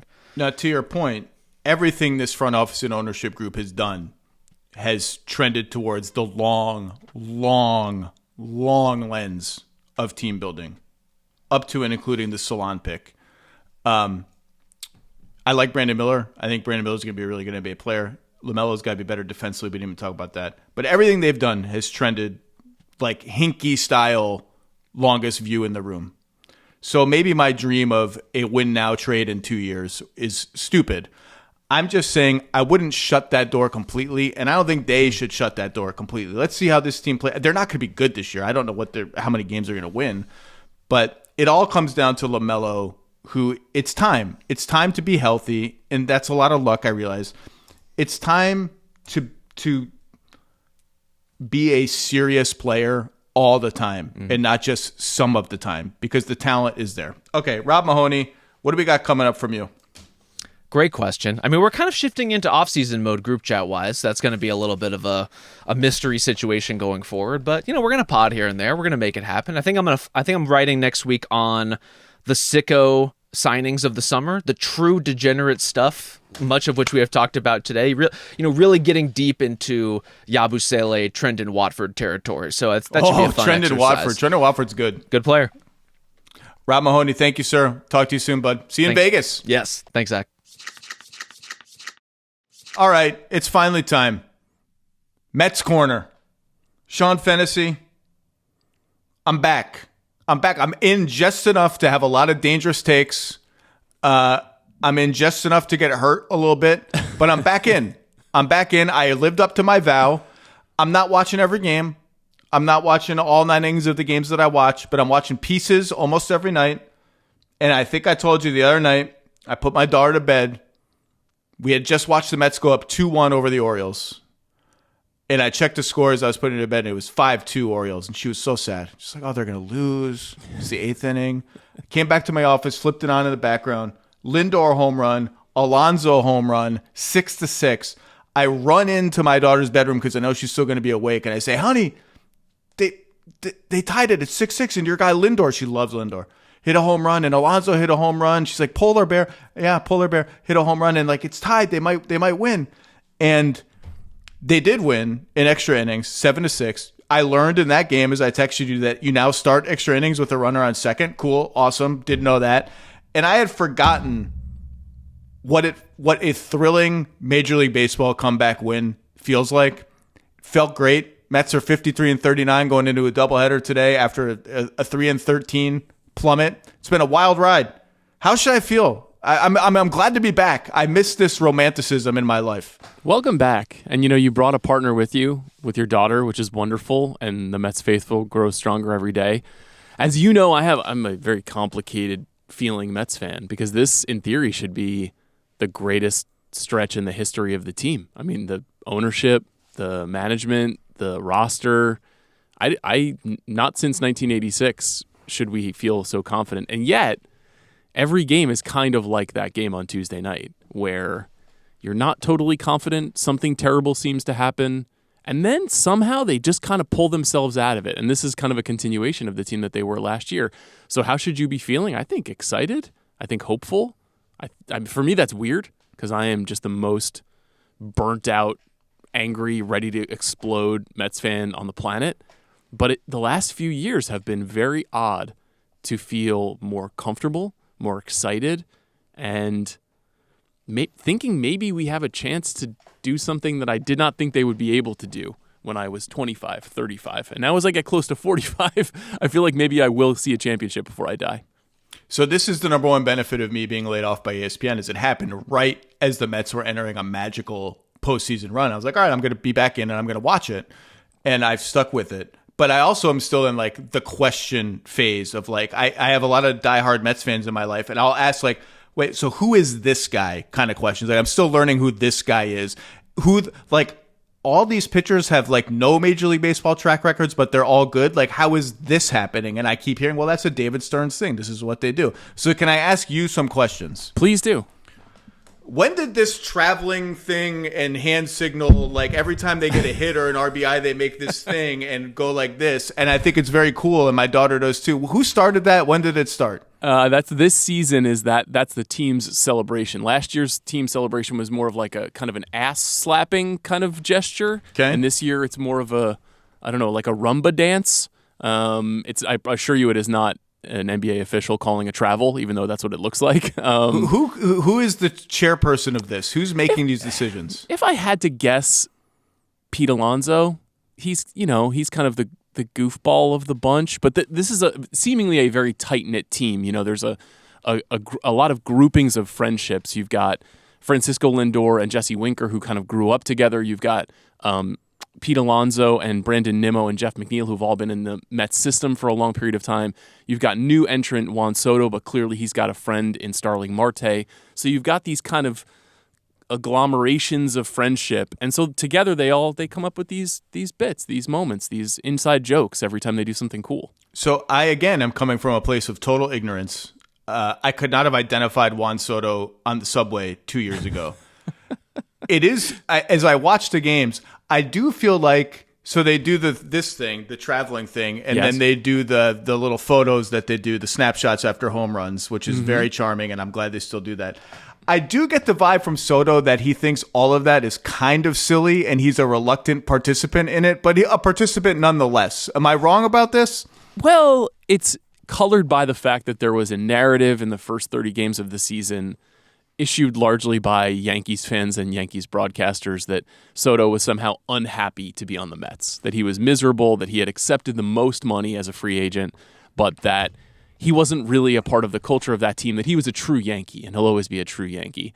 And so I think that is informing some of this. I think Juan Soto is just a little bit more laid back, and his swagger is kind of within himself, as opposed to the goofball stuff that kind of highlighted the 2024 Mets with Grimace and OMG and everything that Iglesias was doing with the performances after the game. And there's just something a little bit lighthearted and silly about this crew. And I don't get the impression that's really Soto's vibe. He's a little bit more of a Steve McQueen type, more of a silent assassin. But since they have started winning, and since he has really come alive, and in the last 5 weeks, he's basically playing the best version of baseball that you can, I get the impression that he's a little bit more comfortable getting into the silly stuff. So I have a very good friend, Tim, who's a diehard Cubs fan, big baseball fan. And he was like, you're going to love Soto. And I said, well, other than the fact that he's awesome, why? And he said something like, every at-bat is like theater with him. Like there's certain strut to him and a certain calculus, and obviously a lot has been made of like, is he taking too many pitches? He loves to take pitches. And then I told you I was watching the game the other night, and he hit an opposite field home run. And I don't know baseball stats at all, so I don't know how extraordinary this is or not. But the sideline guy, Steve Gelbs, I think his name is, who's Steve very Gelbs, good. yeah, from SNY. I don't. You call him a dugout guy? What do you call him in baseball? He'll go into the field. He'll go onto the field. He always interviews the sort of signature player after every win. He had this stat that Soto either starts his swing or contacts the ball or something 5 inches with the ball 5 inches closer to the catcher's mitt or 5 inches further from the mound than the major league average, and how he's able to wait longer because of his opposite field power. And that seems like a crazy stat to me, but I don't know, but it seems very interesting. I was like, okay, I'm learning stuff about baseball. They now measure all of these things. I think his approach to hitting, he had been compared to Ted Williams from even his earliest seasons in 2019 and 2020 in Washington. And part of that was because he had this incredible recognition that he was able to identify what pitches were. And so one of the reasons why he's always at the top of the league in on-base percentage is because he walks all the time, right? He knows not to swing at bad pitches. But the other thing is that, he's still only 26 and he's really strong. And so we've seen, like in the last month or so, all those opposite field home runs are because of what you're talking about. He's essentially waiting on breaking balls deep in the box and able to just kind of muscle them out of the stadium, as opposed to just standing way far up in the box. Like, watch Ronnie Mauricio on the Mets hit now. He gets way close into the front of the box, and he murders fastballs. If you throw him a fastball in the zone, he can hit it 450 feet. Not so much with breaking balls. Soto is the rare hitter who can kill the fastball and also has this very artful, it's kind of like being deadly from the mid-range, like I'm trying to think of basketball metaphors that will make this coherent for you, but he's just that unusual combination of patience, power, and then even what we saw last night or 2 nights ago, 10th inning, first pitch, knew exactly what he wanted, and just seeing eye single through infield playing in, trying to avoid a runner advancing to third base. He's also just intensely intelligent as a hitter too, situationally. So it's kind of crazy that he's on the Mets. I still haven't really fully accepted that maybe the greatest or second greatest hitter in baseball is just on our team, but he is, so that's nice. So you mentioned a topic for one of my other questions. What should on a scale of 1 to like Victor Wembanyama, what should my excitement level be for Mauricio? Because I'm getting up to like a 6.5, 7 with some of the plays he's made at third base, and he hit a home run the other day. Like he's a hotshot prospect, right? He was a hotshot prospect because he's an extraordinary athlete, an unusually gifted athlete for baseball. And then he had a pretty significant injury. I want to say he had an ACL tear about a year and a half ago. And so he's been recovering, and he was murdering the ball in the minor leagues in the first month of the season this year. And they kind of called him up surprisingly quickly. And you could tell that while he was flashing the power, he really struggled for about 3 weeks. And now in the last week and a half, 2 weeks, the guy that I thought he was going to be 2 years ago when he got his call up to the bigs is starting to show up. But he made a play in the 8th inning 2 nights ago that was a real highlight reel play, where it was a hot shot to third base. He stepped on third base and turned a fast double play that was the kind of thing that maybe not since Howard Johnson we've been dreaming about as Mets fans. I mean, the Mets have kind of a complicated history with third base. David Wright alone, who was a solid infielder but not the most athletic player, it would be exciting if Mauricio developed. Mauricio just doesn't hit lefties. So I don't know if he'll ever be a true everyday player. But man, he looks like De'Aaron Fox out there. I mean, he's just huge, super strong, and super fast. So I think what level should it be at?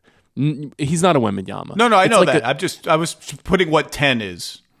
Yeah, probably a 6. Like, there's a chance that it works out. The Mets have this weird thing where they have 3 legitimate third base prospects, and every time one of them starts to play well, the other 2 start to suck. So Vientos is one, and who's the other? Mark Vientos, who was extraordinary last year and a playoff hero. Brett Beatty, who has also played some second base. I do too. He's kind of your classical third baseman where he can flash power. He's really rangy with the glove. He seems to be a very smart player, but he can't ever get his on-base percentage over 300.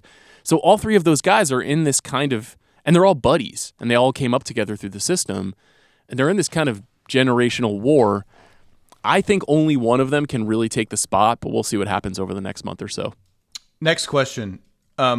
How has Francisco Lindor not made an all-star team with the Mets? And I'm not saying that skeptically. Like I was surprised because he was second in MVP voting last year, was he not? So this is his first Mets all-star. Has he been injured? Like, how did this happen? No, he just every season gets off to an incredibly slow start. I think historically he's Jamal Murray. He is Jamal Murray. Yeah, I mean minus the injuries. But he consistently hits 220 through April and May every year. And so you get to all-star voting time in June, and you look at his counting stats, and it looks like he's not a very important player, setting aside his incredible defensive skill. And then invariably it gets hot, and he gets hot. And every summer he tends to annihilate. Now this year was different.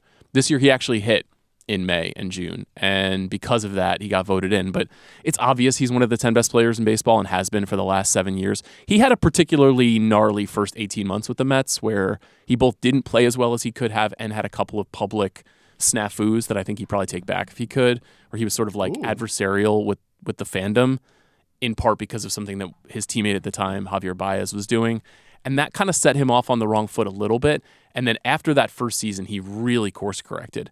And I've said this a couple times now, but to me, he is like entering like our Jeter territory, where he's the guy I want up at the right time. He's the person I trust the most on the team. He's the person who like my heart is with when they're going good. So, should he have made the All-Star team last year, the year before that? Probably, just because he's kind of consistently the best or the second best shortstop in the National League.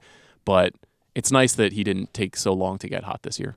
I'm going to now have to Google all the stuff you said about adversarial and this Baez person who I don't know who that is. I'm going to Google it. Let me surprise myself. I'm going to Google it. There's a thumbs down circumstance. Julius Randle? Like with some Julius Randle vibes? Okay, great. Yeah.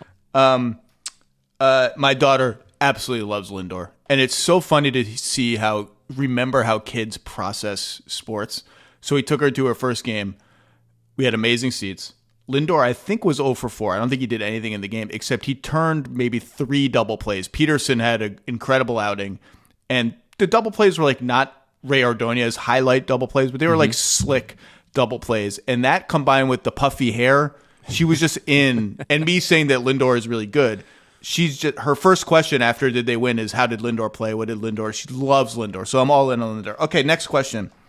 They signed Soto for literally like $1 billion. And all my Mets friends were priming me for like, well, Alonso's gone.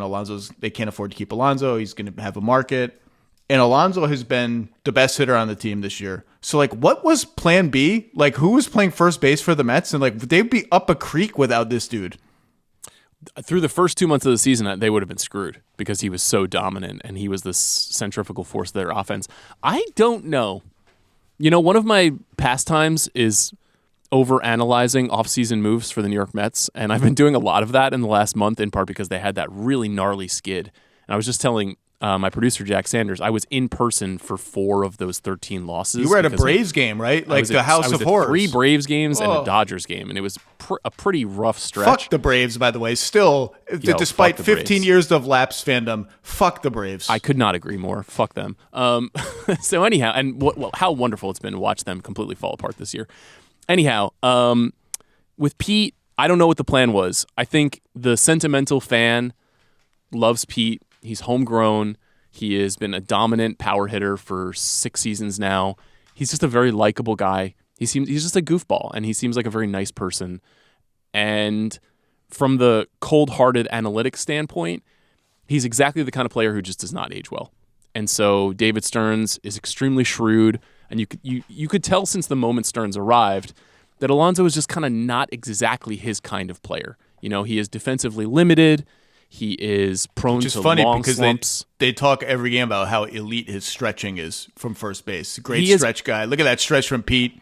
His stretching and scooping actually is elite, but his range is really limited, and he has a tendency to just have brain farts when it comes to throwing the ball. In fact, he had a brain fart throwing the ball to Kodai Senga like 3 or 4 weeks ago that forced Senga to kind of reach up, and then that had him strain his hamstring. Coming back, though. He is coming back this week, Friday, I think. Anyhow, Pete is wonderful. I don't know how you can justify a 5-year, $150 million contract for him in the offseason because that would be like just not good baseball strategy, and yet I would like him to hit 600 home runs and retire as a Met. So what do you do with that? I really don't know. So basketball, like analyst brain coming back to baseball is really interesting for a lot of reasons. One of which is, I'm not comparing these two things, but like you see in basketball, these sort of like lifetime achievement contracts for the guy who's been on the team his whole year. And they're like objectively bad contracts. Kobe would be the classic example. And now even just coming back into this last season, as Alonso hits the all-time great home run against the Brewers, and now is off to this great start, and I'm learning about his history of the team and what he means to the chemistry of the team. The fan in me is like, can this guy just be on the team forever? Like feels like he should be a forever player. And I understand how that cuts against the grain of how sports actually works since I cover another sport rather intensely. Similarly, I'm checking the standings every day. And I couldn't even tell you right now how the baseball playoffs actually work anymore, like how many teams get into it, who plays who, and this and that. I obviously know the division winners all get in, and there's a benefit to being one of the top 2 division winners, and then there's wildcard teams. So I'm like the jockeying between the Mets, the Phillies, the Cubs, and probably the Dodgers. The Dodgers have come back a little bit, but let's just put them on a pedestal. It's very important to me. And then I'm like, man, let's say they finish second to the Phillies and they're a wild card team. Again, I don't know how this works. I could be wrong, but I'm like, man, 162 games and then just like it comes down to a game? Like this is what I'm emotionally putting my heart on the line for, at least in the NBA. Like I get in, and if I'm a good team, like I pretty much know where I stand, and it's pretty predictable. I don't know if I'm ready for this, is what I'm saying. The opposite is also true, which is something that I've been struggling with. And when they, added additional teams to the playoff structure, I didn't like it at first because you watched a couple of teams that I felt were inferior get really hot. Like the Arizona Diamondbacks had an incredible run to the World Series with a team that I thought was okay. And they just, as baseball is, you kind of have these 10 or 15 game stretches where you get really hot or really cold. And if your team is really hot, you can make a run. Then last year, the Mets were that team. The Mets played really, really well in the second half of the year, but then through the playoffs, they had heroics after heroics. They had these extraordinary moments. Guys like Mark Vientos, who's hitting like 180 this year. Hasn't been great. He looked like an absolute stud in the playoffs, especially against the Phillies. So I don't really know what to do about that. Like you can draw bad luck and get eliminated in a one-game playoff, and then the whole season seems like a waste. Or you can be a wild card team, and you can run all the way to the National League Championship or even to the World Series, and maybe even win. So it is different than it was when we were growing up, when it felt like making the playoffs alone meant you were one of the elite teams in the sport, or you were one of the 5 or 6 or maybe even 3 or 4 elite teams in the sport. It's different now. It is much more of it feels much more like a tournament than it did in the past, but I can't be too mad at it because last playoffs was some of the most fun I've ever had as a baseball fan. What were they? Was it 99 when they were in the wild card game against the Reds? Yes. And Ricky Henderson hit a home run in that game. I was a high school teacher that year. It was my first year. And so talk about it, like they had to win that game. That was a must-win game, obviously. was it a wild card playoff game? Like it was a playoff game to become the wild card team. It was a one and done situation. I think it was because there was a tie right at the end of the season. Yeah, and I had one particular class that was just unruly. They were nice kids. They were just unruly. And I said the day of that game to them, I'm going to make you guys a deal. If Al Leiter throws a complete game shutout tonight, none of you speak for the entire class unless you are spoken to by me. And God damn it, Al Leiter threw a complete game shutout in that game. And they all came in silent. Oh, they listened. Wow, and after about 20 minutes, I was like, all right, I'm going to drop. Unbelievable. Al Leiter. Wow. Well, okay, that is a Comet-like event. I mean, there's no way you could replicate both the complete game shutout and the kids not talking. Probably like 132 pitches of Al Leiter just sweating through every 3-2 count imaginable. It was like a different sport back then too. Now, if you can get a pitcher past 90, it's shocking. Well, this is part of what I'm learning is like, so I guess the starter is just going to go 4 2/3 like every game. That's just what it is now. Like David Peterson pitched 8, I think, when I went play, and it was like, is this the world record now for longest? Yes, he was outing? being treated as though he were Cy Young himself. Okay, last question, and then I have a story for you.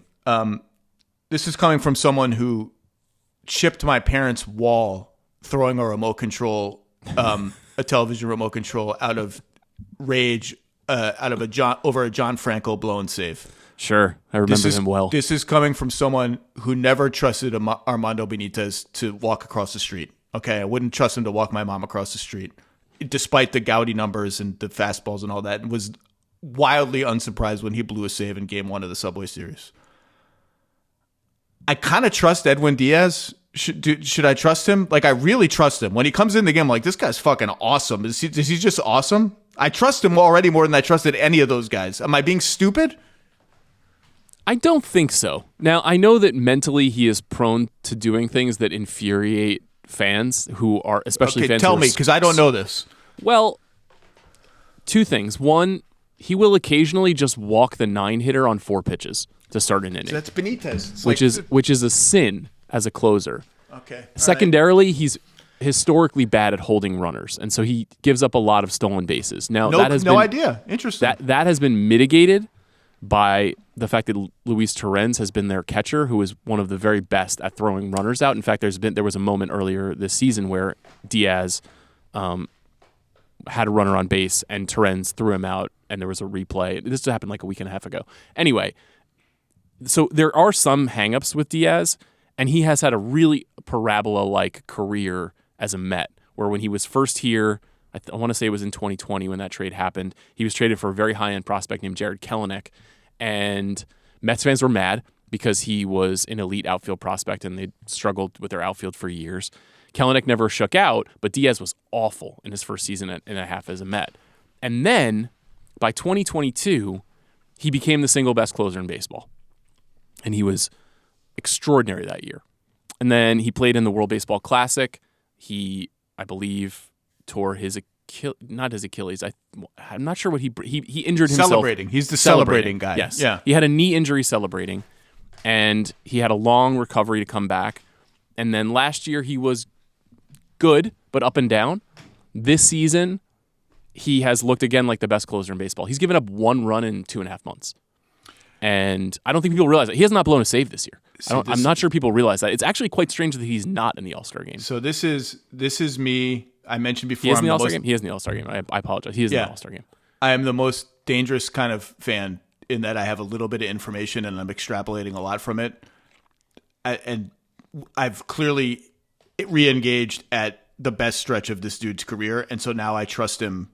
I trust him with my life on a baseball field much more than I ever trusted any Mets closer. And I'm now you're setting me up for like, okay, maybe I need to step back, but I can't now. It's too late. I trust him.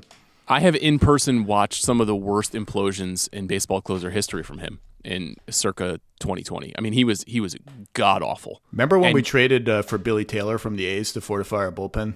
That didn't work. Didn't go great. Didn't work. All right, last thing is a little story. Have you heard my Aaron Boone story yet? No, let's hear it.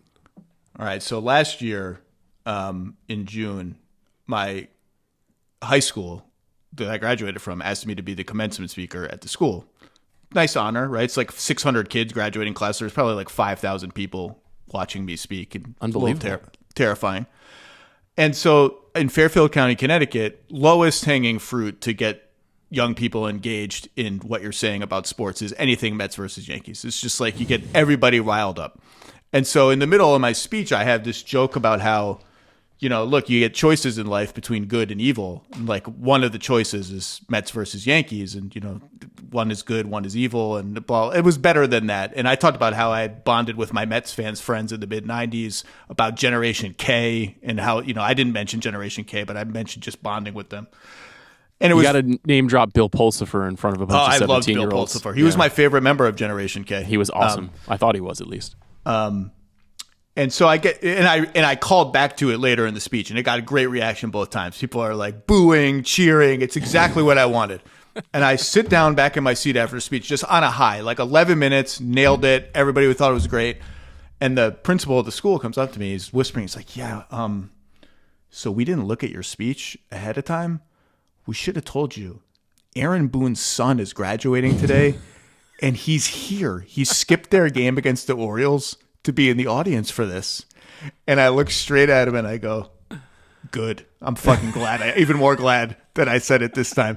And so then I learned people who I knew were sitting with Aaron Boone in the stands when I said the joke, and he was a very good sport about it. And everyone looked at him. So Aaron Boone, if you're listening, you got to come on Mets Corner to remember how apparently I maybe like almost ruined your son's high school graduation. The principal was so like trepidatious, like I'm so sorry to tell you this. Like he thought I was going to be mortified, and I was like, fucking good. I'm glad Aaron Boone was here. All right, Sean Fennessey, we'll reconvene maybe in a week or 2 weeks or something. We're going to do this regularly. Hopefully not for this long. I'm sorry I kept you long, but it's the first one. Might as well go long on the first one. Enjoy the doubleheader today. Thank you for coming on. You too, buddy. Thanks, Zach. All right, that's it for another edition of the Zach Lowe Show. Thanks, Rob Mahoney. Thanks, Sean Fennessey. Thanks, New York Mets, for being back in my life. Thanks to Jesse, Chris, and Isaiah on production today. We'll be back next week from Las Vegas. Scheduled TBD. We're hoping to have some celebrity NBA guests on, and in addition to our usual stuff. Thank you for listening to the Zach Lowe Show. Must be 21 and over and present in select states. For Kansas, in affiliation with Kansas Star Casino, or 18 and over and present in D.C. Gambling problem? Call 1-800-GAMBLER or visit FanDuel.com/RG. Call 1-888-789-7777 or visit ccpg.org/chat in Connecticut or visit mdgamblinghelp.org in Maryland. Hope is here. Visit gamblinghelplinema.org or call 800-327-5050 for 24/7 support in Massachusetts, or call 1-877-8-HOPE-NY or text HOPE-NY in New York.